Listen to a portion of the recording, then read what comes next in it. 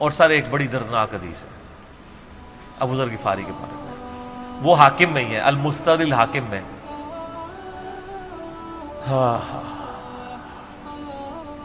غزوہ تبوک آپ کو پتا ہے ایک ایسا غزوہ تھا جس میں جو شرکت نہیں کرے گا وہ منافق ڈکلیئر ہوگا. قرآن میں فتویٰ آ گیا تھا. اس سے پہلے کبھی نفیر عام نہیں تھی، یہ پہلا اور آخری موقع تھا، کیونکہ رومن امپائر سے ٹکرانا تھا، سپر پاور تھی دنیا کی، 1.5 لاکھ کی فوج لے کے کیسرے روم بارڈر پہ آ گیا تھا عرب کے. تو نبی علیہ السلام نے اناؤنسمنٹ کی کہ بھئی اب سب نے جانا ہے، جو نہیں جائے گا منافق شمار ہوگا، الا یہ کہ کسی کے پاس ریسورسز نہ ہو، یا کوئی مریض ہو، یا کوئی عورت ہو، یا کوئی معذور ہو. منافقین آگے بہانے کر رہے تھے، کچھ سادہ لوگ مسلمان بھی اس کا حصہ بن گئے. بخاری مسلم میں 3 اصحاب کی توبہ کا واقعہ بھی موجود ہے، وہ بھی میری ویڈیو ریکارڈڈ ہے. تو کعب بن مالک کی رضی اللہ تعالیٰ عنہ علیہ السلام، تو کچھ لوگ جو ہے وہ یعنی اپنے ان معاملات کی وجہ سے کچھ پیچھے بھی رہ گئے. تو المستدرک الحاکم میں آتا ہے کہ صحابہ کرام کہتے ہیں کہ ہم نبی علیہ السلام کے ساتھ سفر پہ نکلے نا جب، تو نبی علیہ السلام کو آ کے کوئی بتاتا تھا، کہتا تھا یا رسول اللہ وہ جو فلاں بندہ تھا نا وہ بھی کوئی نہیں آیا، پیچھے رہ گئے. تو آپ علیہ السلام پرواہ نہیں کرتے تھے. پھر بتایا گیا یا رسول اللہ وہ بھی کوئی نہیں، یعنی جڑے نعرے مارتے سن اچے اچے جدو اتنے کسی کو دسایا جائے گا سر وہ تہاڈا پکا جڑا یار ہے بیلی وہ بھی کوئی نہیں جائے. تو حضور علیہ السلام کو لوگ نا فیڈ بیک دیتے یا رسول اللہ وہ بھی غائب ہے، وہ بھی نہیں آیا. اب 30,000 کے لشکر میں آپ نے کوئی ریکارڈ تو نہیں رکھا تھا، رجسٹر تھا، لیکن کدھر 30,000 بندوں میں کدھر کوئی رکھ سکتا ہے صاحب اس طرح. یا رسول اللہ وہ بھی رہ گیا، وہ بھی. تو حضور علیہ السلام کہتے تھے ٹھیک. آپ فرماتے تھے اللہ چاہے گا تو آ جائے گا، نہیں آئے گا تو نہیں آئے. تو کسی نے کہا کہ وہ ابو ذر غفاری بھی پیچھے رہ گئے. آیا اور ابو ذر کو اس کے اونٹ نے روک لیا. اونٹ ہی نہیں اٹھ رہا تھا نا سر، وہ آپ کو گاڑی تو نہیں ہے نا جو سٹارٹ کر لیں گے آپ. اونٹ چلنے سے انکار کر دے کوئی کر سکتا ہے؟ اور سر سفر کتنا ہے؟ 700 کلومیٹر. 700 کلومیٹر کا ریگستانی سفر آج کے دور میں بھی کرنا مشکل ہے. سائیکل پہ نہیں آپ کر سکتے، پیدل تو آپ سوچ بھی نہیں سکتے. اونٹ کے بغیر کیسے ہو سکتا ہے؟ جس میں آپ کو اونٹ اس لیے بھی ضروری ہے کہ اس کے اوپر آپ نے سامان لادنا ہے. پانی نہیں راستے میں پینا. ریگستان میں تو کئی کلومیٹرز تک کچھ بھی نہیں ہوتا، بھوکے پیاسے مریں گے. پھر آپ قافلے سے بھی جدا ہیں. تو ابو ذر غفاری کوشش کرتے رہے کس طریقے اونٹ، اسی دوران قافلہ نکل گیا آگے، تو وہ اونٹ اٹھا ہی نہیں ہے. تو حضرت ابو ذر غفاری نے اپنا سامان اپنی پیٹھ پہ لاد لیا، پیدل چل پڑے ریگستانی سفر میں. حاکم کی روایت ہے کہ ہم نے دیکھا دور سے ایک اکیلا شخص آ گیا جس کی پیٹھ کے اوپر بورا لدا ہوا ہے.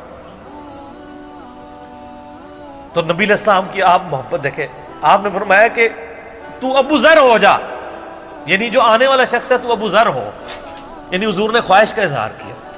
آپ کو نظر تو نہیں آ رہا تھا یہ کون آ رہا ہے، آپ کی محبت، آپ کو پتا تھا ابو ذر غفاری نہیں رہ سکتا پیچھے. تو صحابہ کہتے ہیں آپ نے فرمایا تو ابو ذر ہو جا. تو صحابہ کہتے ہیں تھوڑی دیر بعد جب وہ قریب آئے تو ہم نے پہچان لیا ابو ذر غفاری ہیں. تو جب ہم نے پہچان لیا نا تو حضور علیہ السلام نے ان کے پہنچنے سے پہلے آپ نے فرمایا ابو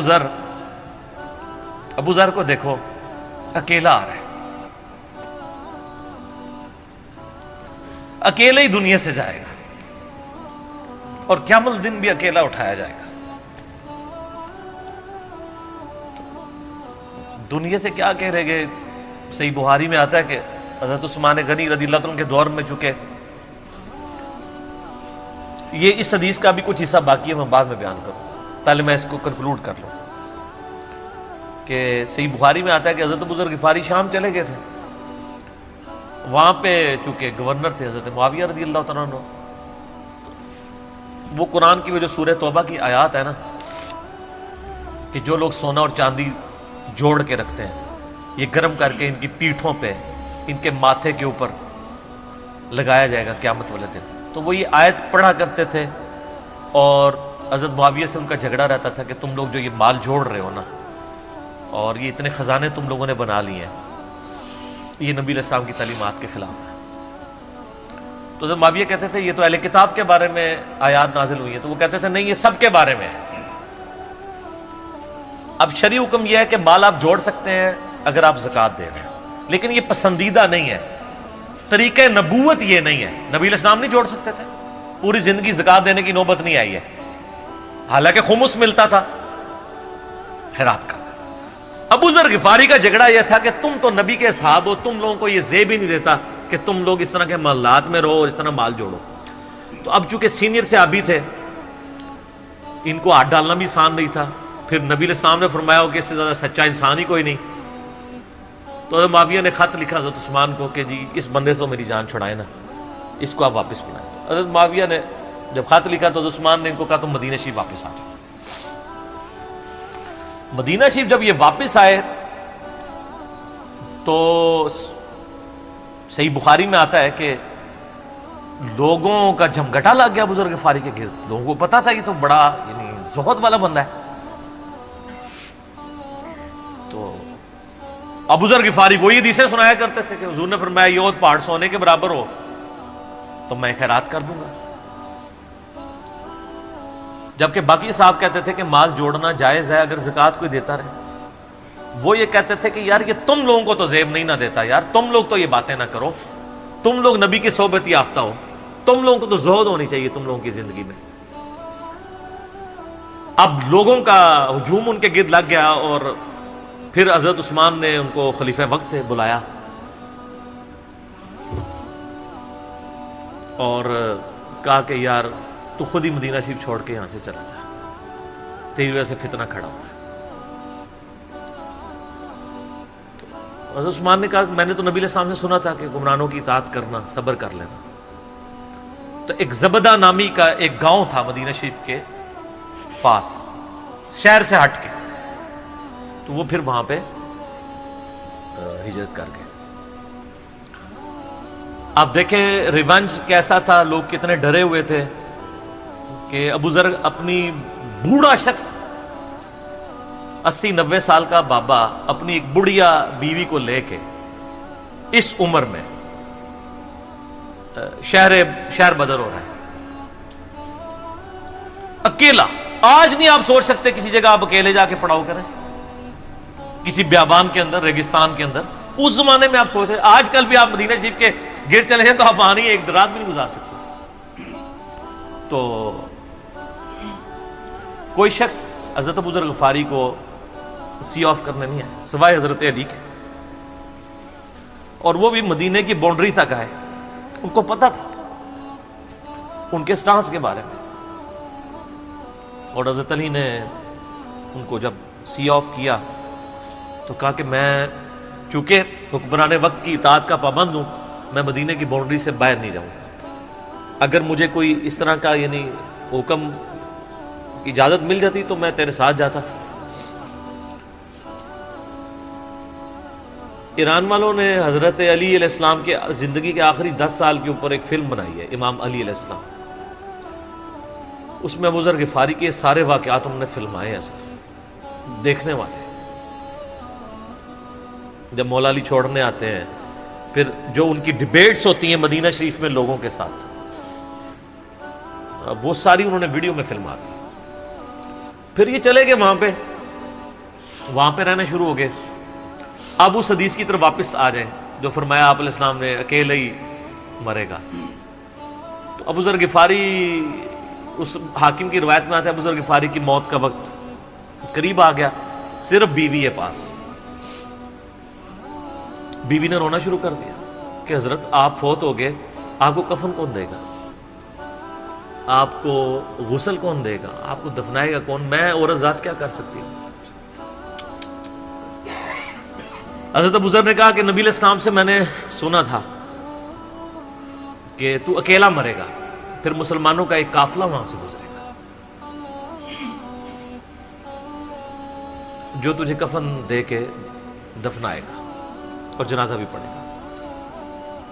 تو نے فکر نہیں کرنی، جب میں مر جاؤں تو میری لاش کو چوراہے پہ رکھ دینا، گزرگاہ پہ، جو یعنی مدینہ کی طرف راستہ آتا تھا گاؤں ایریا سے گزر کے، اللہ میرا بندوبست کر دے گا۔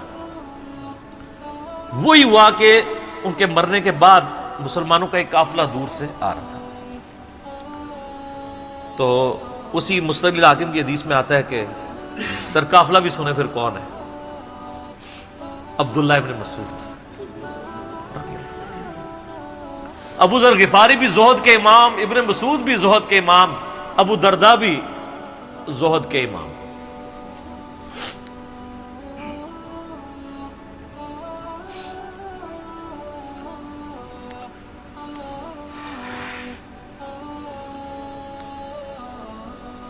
ابن مسعود رضی اللہ تعالیٰ عنہ جب وہاں پہ رکے، ان کو تو نہیں پتا تھا یہ کون ہے. تو انہوں نے کہا بی بی کیا وہ؟ ان کا میرا خامند مر گیا ہے. ان کا یہ کون ہے؟ تو انہوں نے کہا ابو ذر غفاری. عبداللہ ابن مسعود کی چیخ نکل گئی، چیخ ماری انہوں نے. ان کا واہ. اللہ کے نبی نے فرمایا تھا کہ ابو ذر اکیلا آ رہا ہے تبوک کے موقع پہ، دنیا سے بھی اکیلا جائے گا، اور قیامت الدن بھی اکیلا اٹھایا جائے گا. یعنی اب اسی سرزمین سے ہی اس نے اٹھنا ہے نا، ہر بندے نے اپنی قبر سے اٹھنا ہے. یعنی وہ مسلمانوں کے قبرستان میں بھی دفن نہیں. ایک یہ جو مزار کی رٹ لگائے پھرتے ہیں، میں ان سے پوچھتا ہوں تمہارے بابوں کی کیا اوقات ہے؟ ابو ذر غفاری کا مزار دکھاؤ کدھر ہے. جو اس روئے ارض پہ نیلی چھتری کے نیچے سچا ترین انسان جس کو اللہ کے نبی کہہ رہے ہیں، اس کا کوئی مزار نہیں ہے.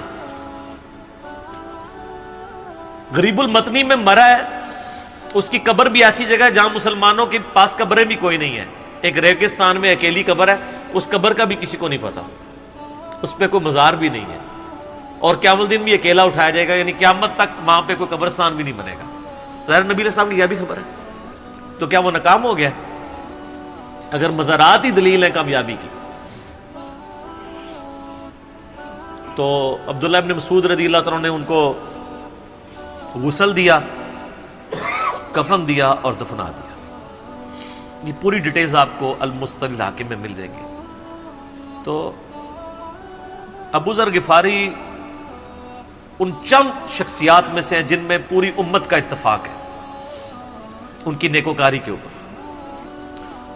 شیعہ بھی ان کو بہت رسپیکٹ دیتے ہیں، اہل سنت بھی دیتے ہیں، صوفیاء کے ہاں بھی ان کو امام مانا جاتا ہے زہد کی وجہ سے. آپ تصوف کی جتنی کتابیں پڑھیں، چاہے امام غزالی کی ہوں، رسالہ قشیریہ پڑھیں، اور لوگوں کو بھی پڑھنا شروع کریں، تو ابو ذر غفاری آپ کو زہد کے امام کے طور پہ ملیں گے کہ ان کی زندگی میں یعنی یہ زہد تھا کہ انہوں نے کس طرح کی زندگی گزاری ہے.